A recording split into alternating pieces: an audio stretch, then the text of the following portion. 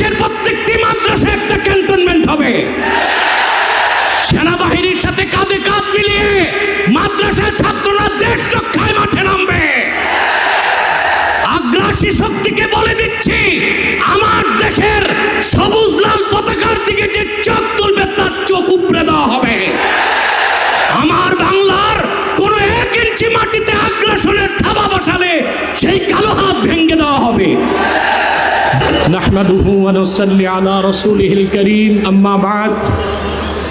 হেফাজত ইসলাম বাংলাদেশ কর্তৃক আয়োজিত আজকের মহাসম্মেলনের সম্মানিত সভাপতি হাজারাত উলামায়ে কেরাম, বাংলাদেশের বিভিন্ন প্রান্ত থেকে আজকের এই মহাসম্মেলনে আগত প্রতিটি মুমিন মুসলমানকে আমার হৃদয় নিংড়ানো ভালোবাসা, শুভেচ্ছা এবং অভিনন্দন।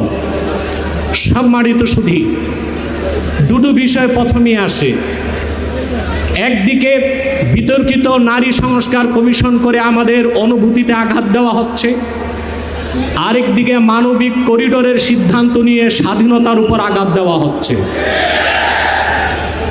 আমার মনে হয় বিতর্কিত নারী কমিশন করে আমাদের দৃষ্টি এদিক রেখে বর্তমানে মার্কিন যুক্তরাষ্ট্রের সাথে বাংলাদেশের স্বাধীনতা বিক্রির সওদাবাজি হচ্ছে কিনা সেটাও দেখতে হবে।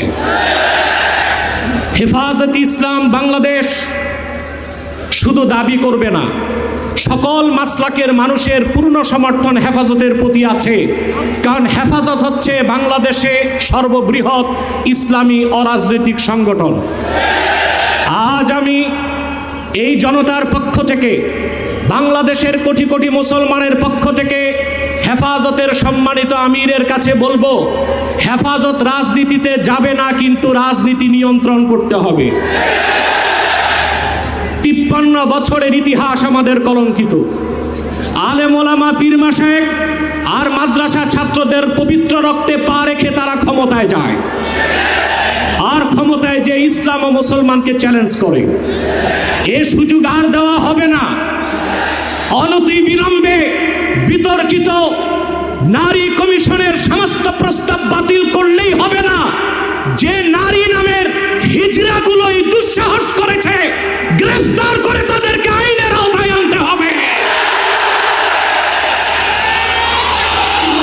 আরেকটি বিষয় হচ্ছে, ডক্টর ইউনূসকে বক্তব্য পরিষ্কার করতে হবে। 16 বছর ভারতীয় আধিপত্যবাদের বিরুদ্ধে আমরা রক্ত দিয়েছি। সর্বপ্রথম সকল প্রকার শিরক